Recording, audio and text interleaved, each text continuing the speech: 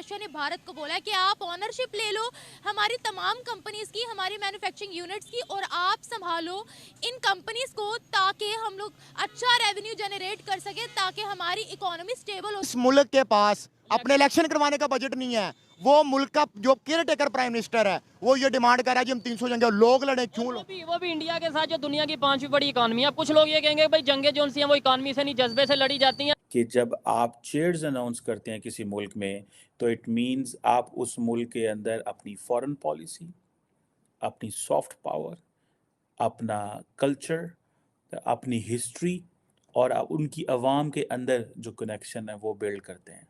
और उम्मीद है कि भारत इस पर हाँ भी बोल देगा, क्योंकि इससे रशियन टेक्नोलॉजी फॉरेन एक्सचेंज जो है वो भारत आ सकता है। अगर हम बढ़ते दिनों की बात करें तो हमें नजर आता है कि बहुत से ममालिक इंडियन ब्रेन्स चाहते हैं, इंडियंस को अपनी कंट्रीज में लाना चाहते हैं, अपनी इकोनॉमी को ग्रो करना चाहते हैं। उसमें ये खबर बहुत बढ़िया है कि रशिया चाहता है कि उनकी कंपनीज की ओनरशिप ले ले भारत। उन्होंने बात की कि लोग 300 जंगे लड़े, क्यों भाई हम क्यों लड़े 300 जंगे?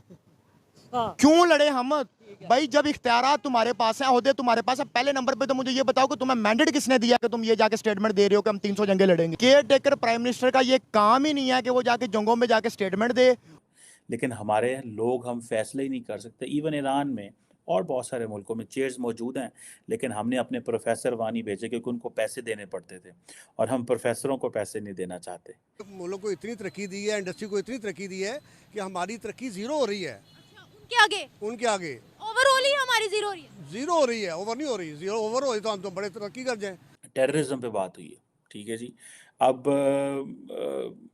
टेररिज्म पे इंडिया, आपको पता है क्यों बात करता है? इंडिया टेररिज्म पे बात करता है when they have to talk about Pakistan. So उन्होंने कहा है जी कि terrorism in its all manifestation. आप जब किसी को कहते हैं कि हम जी कश्मीर छुड़वाना, कश्मीर बनेगा पाकिस्तान, बनाएं जी। पहले मुझे ये बताएं कि अगला जो आज़ाद कश्मीर है आपने उसको मॉडल बना दिया हुआ है कि आप लोगों को दिखाएं जी ये देखें जी ये आज़ाद कश्मीर है, ये हमने मॉडल बना दिया है, आए हमारे पास आके रहें। आप कश्मीर के लोगों से जाके पूछें क्या वो रहना भी चाहते हैं आप लोगों के साथ कि नहीं रहना? कि इंडिया के जो सियासतदान है ना वो 80% मुहब्बे वतन है, 80% लव करते हैं, अपनी कंट्री से लव करते हैं, अपनी तहजीब और अपने कल्चर की हिफाजत के लिए अपनी जान तक हथेली में रख देते हैं। उनका टारगेट है जापान, उनका टारगेट है जर्मनी, उनका टारगेट है यूएस, उनका टारगेट है चाइना। हम नहीं आते उनकी लिस्ट में। हम आते हैं लिस्ट में, वो चाहता है पाकिस्तान का नाम जो ना ख़त्म कर दे।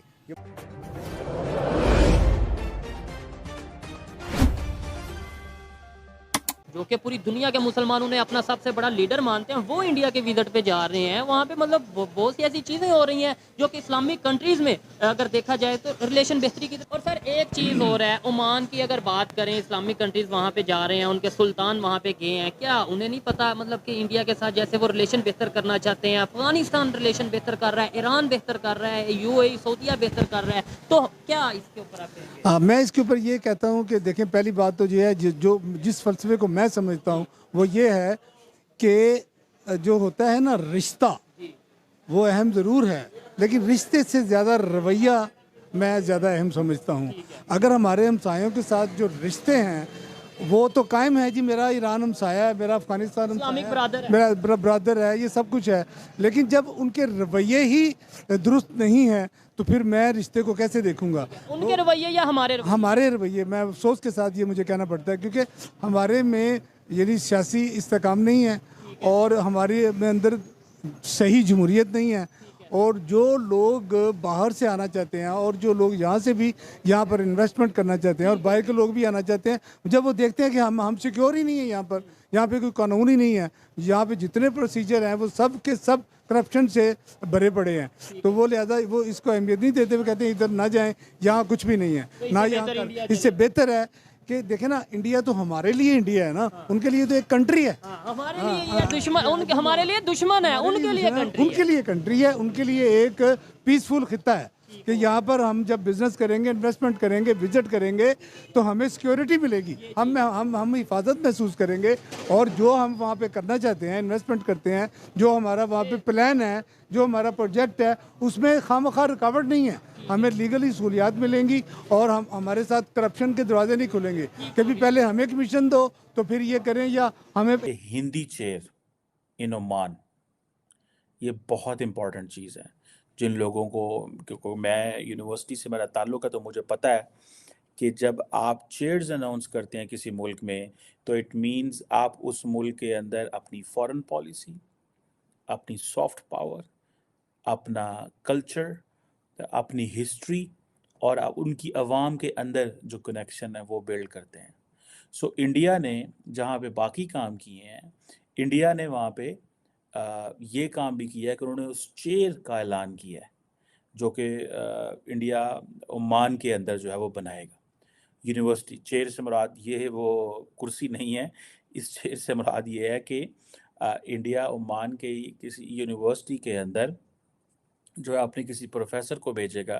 اور میں آپ کو بتاتا چلوں یہاں کے کہ پاکستان کے پاس بھی کیمبرج میں، آکسفورڈ میں، ہارورڈ میں، کولمبیا یونیورسٹی میں اور بہت ساری، ایون جرمنی میں بہت ساری یونیورسٹی میں چیئرز موجود ہیں اقبال اور قائد کے چیئر میں. لیکن ہمارے لوگ ہم فیصلے ہی نہیں کر سکتے. ایون ایران میں اور بہت سارے ملکوں میں چیئرز موجود ہیں، لیکن ہم نے اپنے پروفیسر وہاں نہیں بھیجے کیونکہ ان کو پیسے دینے پڑتے تھے، اور ہم پروفیسروں کو پیسے نہیں دینا چاہتے، کیونکہ اگر آپ پروفیسروں کو پیسے دیں گے تو وہ کوئی پڑھائی لکھائی کی باتیں کریں گے. سو ہم نے کئی دفعہ سلیکشن پروسیس ہوا، میرے کئی اپنے استاد ٹیچر جو ہے اس سلیکشن پروسیس سے گزرے، لیکن ان کو بھیجا نہیں گیا. ان کو 5,000 6,000 7,000 $8,000 ان پہ خرچہ آنا تھا مہینے کا. تو ہم نے کہا یہ ہم ڈالر ادھر کیوں لگائیں، ہم کسی اور جگہ لگائیں گے. لیکن چلو that's not the point, but جو میں ڈسکس کرنا چاہ رہا تھا، سو انڈیا یہ کہتا ہے کہ جو سب سے امپورٹنٹ چیز ہے انڈیا کے لیے وہ ہے دکم پورٹ. وہ ان کے لیے ایک انتہائی امپورٹنٹ چیز ہے. اگر آپ اس کو دیکھیں کہ دکم پورٹ کتنی اہم ہے فار انڈیا، اور اس کے لیے انڈیا نے کافی زیادہ بات بھی کی ہے. وہ کہتے ہیں کہ یہ ہماری شپنگ لائنز اور اس کے حوالے سے جو انڈیا کی ایکسیس ہے افریقن مارکیٹس کے لیے، ٹھیک ہے جی، وہ بڑا امپورٹنٹ ہے اس کے لیے. اور یہ جو ایک اسپیشل اکنامک زون اتھارٹی بنی ہے دکم کی، ٹھیک ہے جی، جس کو ظاہری بات ہے عمان کے اندر، وہ اس کے ساتھ بھی ان کے کافی زیادہ معاہدے ہوئے ہیں، اور اس کی جو بڑی جیو اسٹریٹجک پوزیشن ہے جسے وہ کہتے ہیں نا. اور عمان کیا کہتا ہے؟ عمان کہتا ہے جی کہ ہم اسے سیف، اسٹیبل اور فرینڈلی ہیون بنانا چاہتے ہیں انڈسٹریل اور اکنامک انویسٹمنٹ کے لیے. انڈیا کے یہ اگر ایکسیس جو کہ مل رہی ہے، ٹھیک ہے جی، اور انڈیا آپ کو پتہ ہے کہ کافی زیادہ ڈیفنس کوآپریشن بھی کر رہا ہے عمان کے ساتھ. بہرحال اینی ہو، انڈیا نے ماضی میں بھی اپنی سب مرین جو ہے اسپورٹ پہ بھی لگائی تھی، اور بھیجی ہیں اور بھیجتے رہتے ہیں. آپ کو پتہ ہے کہ انڈیا جو نیشنل سیکورٹی ایڈوائزر ہے اجیت دوول صاحب، وہ کافی جاتے ہیں وہاں پہ، عمان میں بھی گئے ہیں.